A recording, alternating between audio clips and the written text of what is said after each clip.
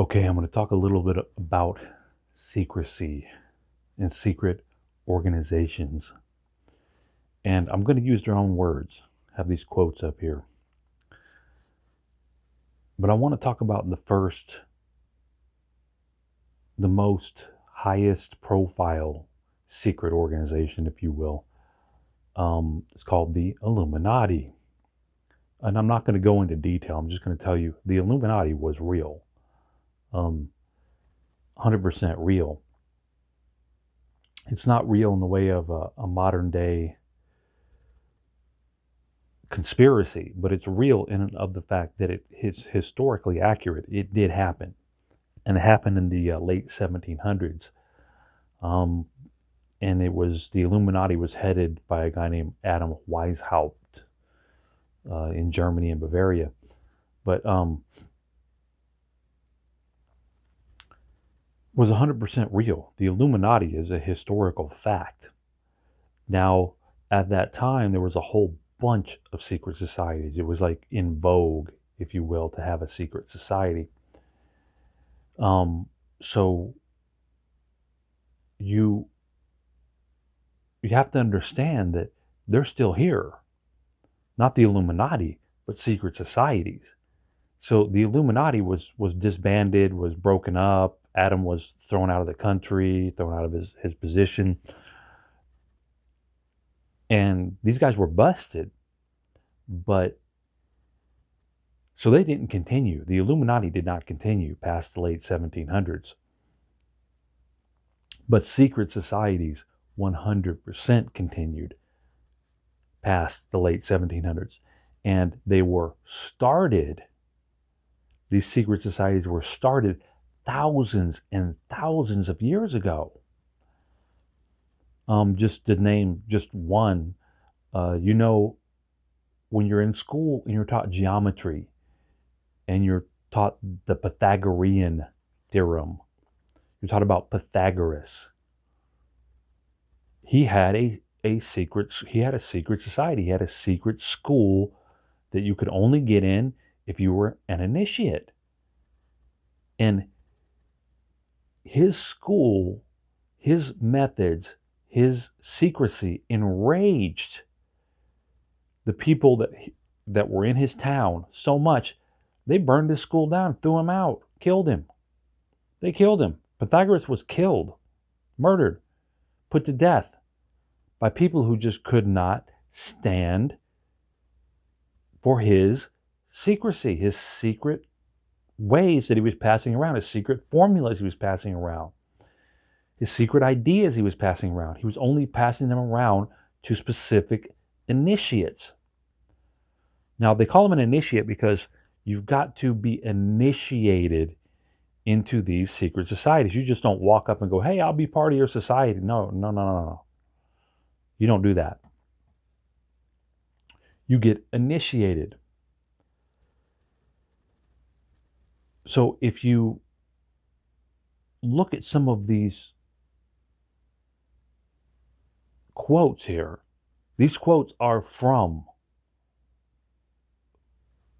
the people who knew about secret societies and were part of secret societies. Manly P. Hall, who studied just the most arcane documents you can imagine. He has a library in Los Angeles. You can still go to it. The books he has in there are staggering. I've been in there multiple times. But he says the arcana, something that's arcane, something that's old, something that's hidden, defined as being a secret, are hidden knowledge of the ancient mysteries.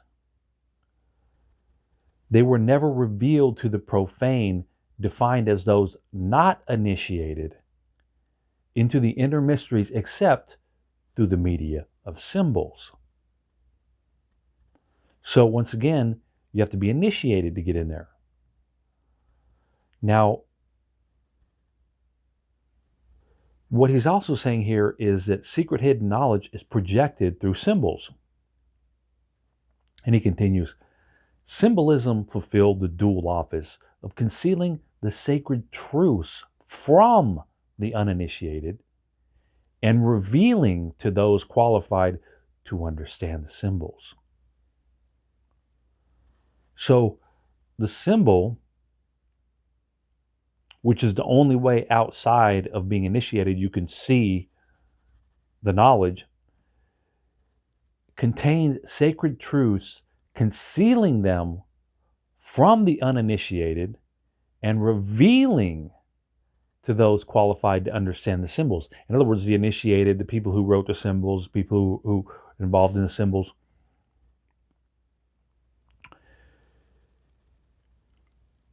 There were secret societies binding their initiates to inviolable secrecy and avenging with death the betrayal of their sacred trusts. Meaning that when you knew what the symbol said, you couldn't tell anybody. You couldn't tell anybody the true meaning of the symbol. You couldn't tell anybody the true meaning of the symbolism. You couldn't tell anybody the true, anything that was happening within your secret society.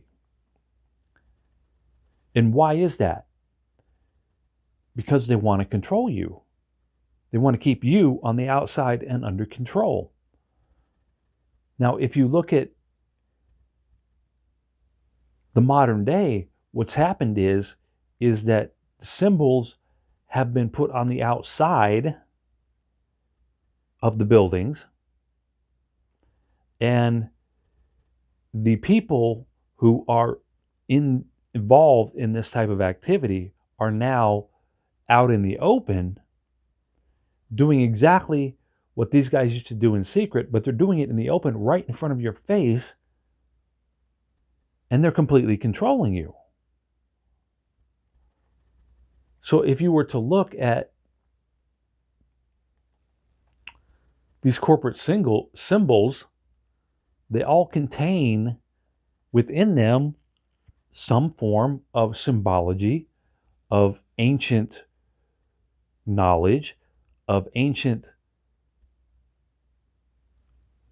symbolism, of ancient arcane ideas that you don't get to interpret. You don't get to understand. The symbolism fulfilled the dual office of concealing the sacred truth. So there's a sacred truth in these symbols that you're not understanding.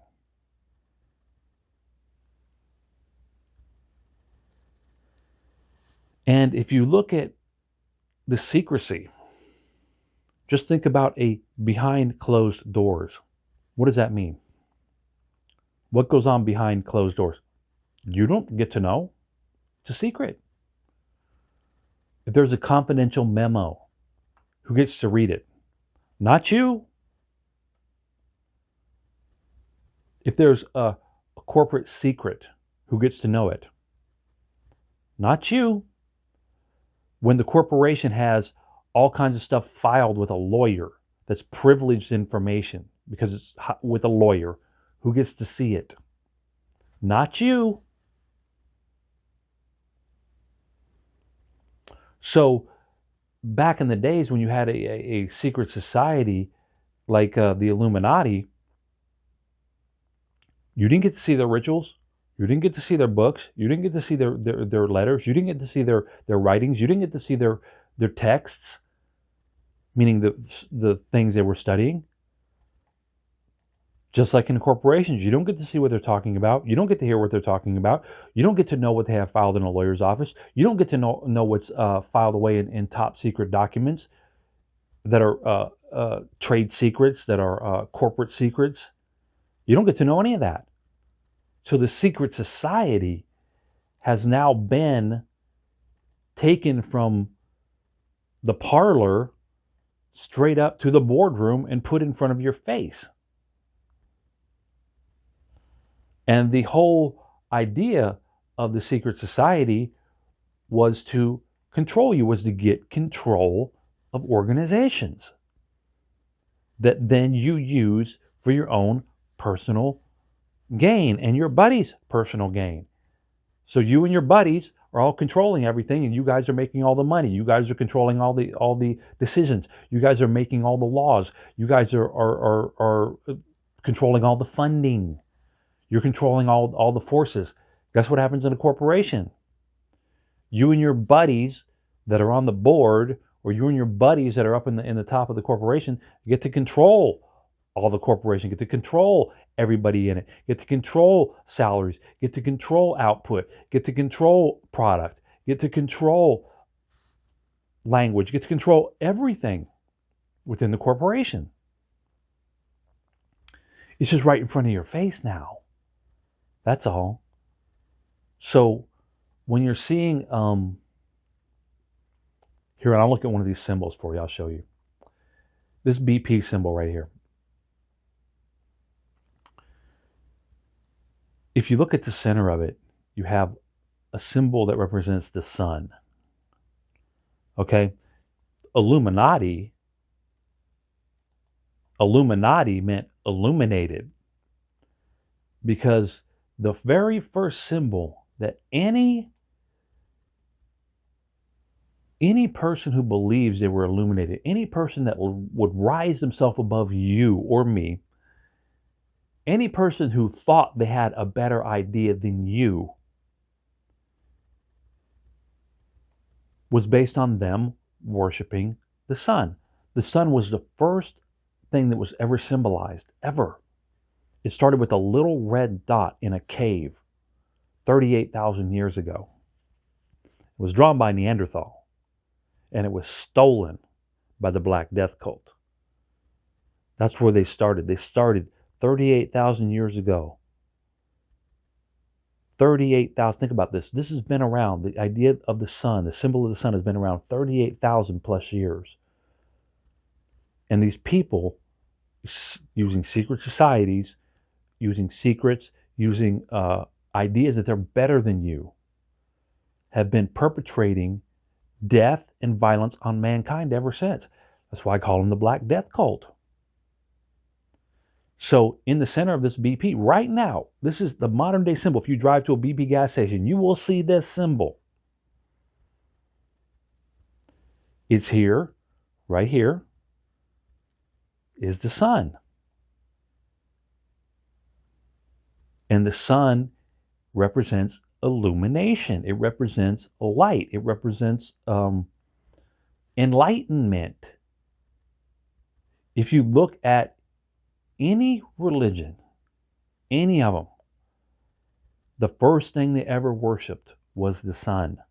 In other words, I'm not saying modern day religions worship the sun, but when you take the modern day religion back and you go back to where it came from, the very first religions started based upon worshiping the sun, because the sun was the first thing that ever got quantified into a symbol where the initiates knew that means the sun, that red dot means the sun. And then it grew from there. So in the middle, that's why you have this sun. So if you don't know, if you just look at this and you go, oh, that's a pretty design. Look at all the, it's all green and it looks like a flower and this and that. No. This is the sun right here. And it represents that BP is illuminated. They are enlightened. They know the answer and you don't. Okay? They're enlightened. You're not. Okay? If you haven't been initiated, if you have not been through the initiation, if you have not been through the documents, if you've not been exposed to the secret teachings, you ain't in the club. If you haven't taken a blood oath, you ain't in the club.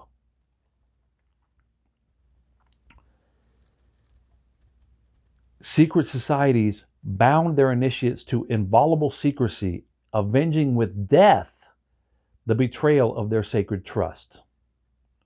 And to this day, they take blood oaths of secrecy. So you're not going to know, just right offhand, if you think about something like Skull and Bones from George Bush. George Bush was in the Skull and Bones, John Kerry, Skull and Bones. It's just a couple. They're documented. But it's a secret little clique on a university campus that only X amount of people get into, and they don't expose their secrets to anybody else. We've been trying to crack it for years, and that's why we know who's been in it. But No one is to know the identity of those who have received the secrets. The true adept and initiate shall reveal his identity to no man unless that one is worthy to receive it. And so when they asked John Kerry, "Oh, were you in Skull and Bones, that secret society?" He goes, "Well, it's so secret I couldn't tell you." Ha ha ha. He didn't reveal he was in there. George Bush, same thing. "Well, were you in Skull and Bones?" "Well, I can't talk about it. Ha, it's too secret. Ha ha ha." They never admitted to it. They never revealed their identity. People dug and dug and dug and found out that they were in it. Now, if you look at some of these secret societies, how they're controlling you in the modern day outside of corporations, here's another quote. "Those who had been initiated into the mysteries were the secret power behind the governments of the past. They, the initiates, are the invisible powers behind the thrones of earth. Men are but marionettes, dancing while the invisible ones pull the strings. We see the dancers, but the mastermind that does the work remains concealed."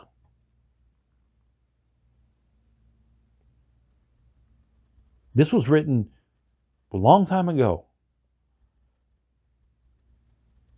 Those who had been initiated into the mysteries were the secret power behind the governments of the past. Meaning, your government ain't out there working for you. Your government ain't out there doing the best thing for you, the people. The government's not there to help you. It's controlled by people who are controlling the government. The government is a front for other people that are controlling you. You never get to see them. The real secrets of Mystery Babylon, which is the ancient mystery school, the ancient mystery religions, the arcane, the arcana, these secrets of far past, is how to control everyone else. And if they reveal these secrets, they won't have any control because it will be in the hands of everyone. An invisible hand is guiding the populace. Beneath the broad tide of human history, there flows a stealthy undercurrent of the secret societies, which frequently determines in the depth the changes that take place upon the surface. So the surface is the government saying we're going to pass this bill, but underneath, in the undercurrent, is where you have all the real power that's taking place. Who's manipulating the senator? Who's influencing the congressman? Who's telling the senator to pass that bill? Who's telling the Secretary of Labor to do this? Who's telling the Secretary of State, go talk to this country? Who's doing it? That's the real power. Woodrow Wilson, who was a president himself in the early part of the century, says, there is a power so organized, so subtle, so complete, so pervasive, that they had better not speak above their breath when they speak in condemnation of it. So as a United States president, he knew that there were secret societies, powers, as he put it, controlling the whole planet. They're controlling you every single day. Every single day of your life is controlled by somebody else, not you. You think you're free? You're not free. You're not living in a free country. Think about it right now. We're in lockdown. There are people telling you what exactly to do, where you can go, where you can shop, how far you have to stand apart from somebody, what attire you have to put on your face. There are people telling you you can't gather in groups, you can't have a party, you can't have a graduation, you can't go to school, you can't open your business, you can't frequent a certain business because it's not open, you can't move in a certain way, you have to stay home. You think you're in control?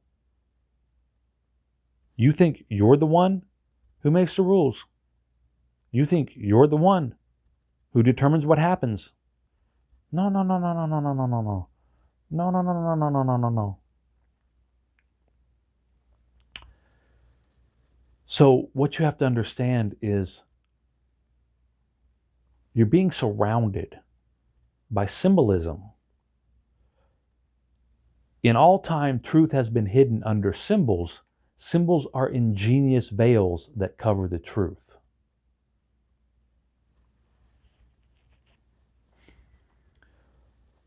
All secret orders and association had two doctrines, one concealed and one reserved for the masters, the other public.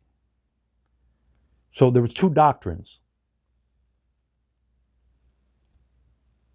in a secret order, one for the masters and one for the public. In other words, the people who were in the club got one version of it, and the people who were not in the club got the other version of it. Okay? That's you.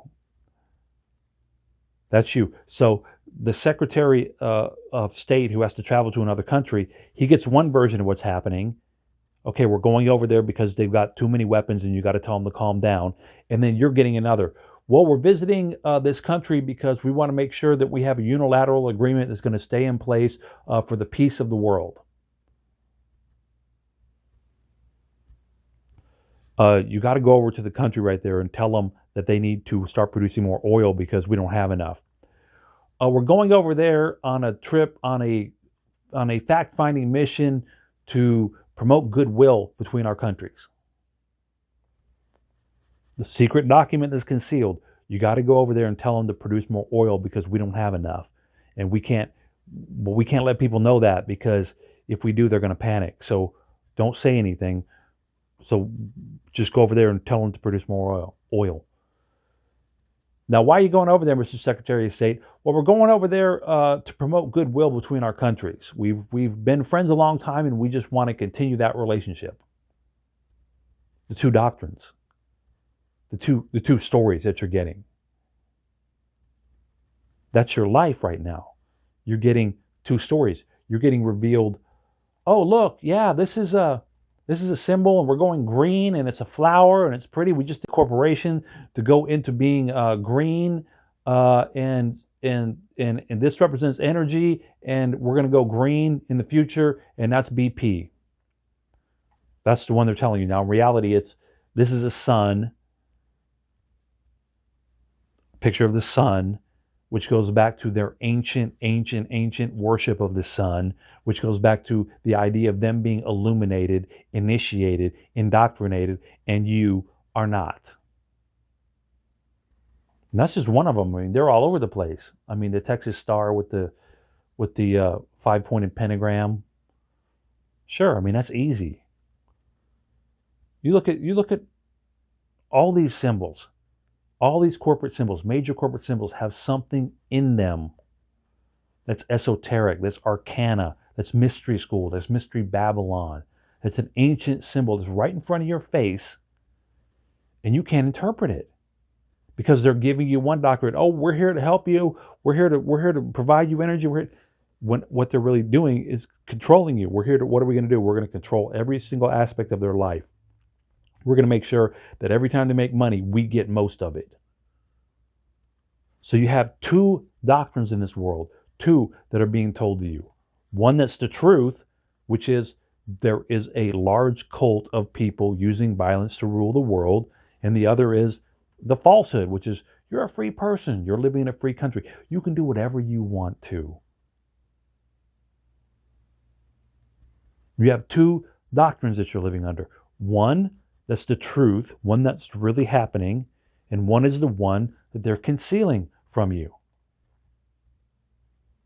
All secret orders and associations had two doctrines, one concealed and reserved for the masters, the other public. So the concealed one is we're going to control every aspect of their life. They're going to give us all their money. We're going to have their whole life set up 100% written out for them before they even start it. And they're going to have no choice but to follow it. And the other is, oh, you're in a free country. You're in a free world. You can do whatever you want. You live in America. You can do whatever you want. You can own your own business. You can have your own wife, and you can have your own land, and you can have your own property. Let me just show that one to you. Oh, you own your property. You can do whatever you want. If they try to do anything that we don't want, we have some law, or we can write some law to stop them from doing it, because we actually own the property. It's called eminent domain. You ever heard of eminent domain? You don't own any of your property. You don't own it. You can't do whatever you want on your property. You think you can? Try to dig a hole. Try to dig a well on your property. Try to pull some oil out of the ground on your property. Try to pull some minerals out of the ground on your property. Try to put up a flagpole on your property. Try to park a car on your property that somebody doesn't like. Oh, well, you can do whatever you want at your property. Well, we want to make sure that they don't have anything on their property we don't want there that's going to do something that we don't want to have happen. You're free. You can go wherever you want to. We have to make sure they go exactly where we want them to go and do it in exactly the way that we want them to do it. And if you look at how they're controlling you, they're doing it through violence. They're controlling you through violence. You're being controlled through violence. Because think about it. You put something on your property, let's say a flagpole. They come up with a statute, meaning the people who are in control of you come up with a statute. They often call themselves a city council, a city official, an inspector, something like this. And they come out to your property and they go, well, no, sorry, sir, you can't put that there. Well, I thought it was my property. You said it was my property. Well, it is your property, but you can't put that there because this code, it's not me. See, here's another dualistic idea. Oh, it's not me. It's not me, the inspector. It's the city code. When who's enforcing the city code? The inspector. He could 100% not enforce city code if he didn't want to, but he makes it seem like, oh no, that's something that's separate of me. No, it's not me. No, it's not me. No, it's not me. The same thing with corporations. They all do it. Oh, no. I didn't make that decision. That's a corporate decision. I didn't do it. It wasn't my decision to fire you. It was a corporate decision. Every official on the planet can take that note. No, it wasn't me. It's the law. No. That's the way the law is written. I had nothing to do with it. When they're the ones writing the law and they're the ones enforcing the law. But, oh, it wasn't me. No, it wasn't me. So you put up a flagpole on your property. Guy comes and tells you to take it down. What are you going to do? If you don't take it down, then guess what they do? Guess what the guy who says you're living in a free world, you can do whatever you want and it's your property, guess what he does then? He calls in the cops. He calls in the sheriff. He calls in some armed organization to get you to do what he wants you to do. That's why you're living under the threat of violence. Think about it. If you said, well, this is my property, I'm going to stay here, and the county commissioner, the county whoever, official, county land management, whatever you want to call it, doesn't matter. They have multiple names, doesn't matter. Goes, you know what? No, you don't own that property. You don't own it. And you go, yes, I do. They go, no, you don't. Yes, I do. You said I could own it. Well, we're saying you can't own it now. Yeah, but you said it's mine. I'm saying it's mine. No, it's not yours. Well, I'm saying it's mine. No, it's not yours. Who's going to win that argument? The county official's going to win because he's going to bring in the county sheriff who has a gun and tell you to get out. And when you don't get out, guess what they're going to do? They're going to violence you. They're going to lock you in handcuffs. And if you don't want to get locked in handcuffs, guess what happens? They're going to force you into handcuffs. And if you do anything against these guys, they will kill you. You are living under a constant threat of violence. Think about it right now. If you go out of your house, there are people that are getting arrested for going to a gym. I know you've seen this. People are getting arrested for going to a gym. People are getting arrested and thrown in jail. Woman in Texas got thrown in jail for having her salon open, haircutting establishment open. And they threw her in jail. You think you're a free person? You think you can open, oh, you're a free person. You can do whatever you want in America. You can open up your own business. You can have your own life. We got to make sure they're under control 24/7, no matter what. They cannot do what they want, because if they do what they want, we're not going to be able to make money off them. We're not going to be able to control them. And we're actually going to have to do work for ourselves. You have a secret doctrine and you have the public doctrine. And when you look at how these doctrines in the modern day that are supposedly public are being pushed on you, they're being pushed on you through violence by a secret organization called the Black Death Cult that's been here for 38,000 plus years. And they're going to be here for a long time. You're only in the year 2020. Okay? They're going to be here till nothing will ever change if it's up to them.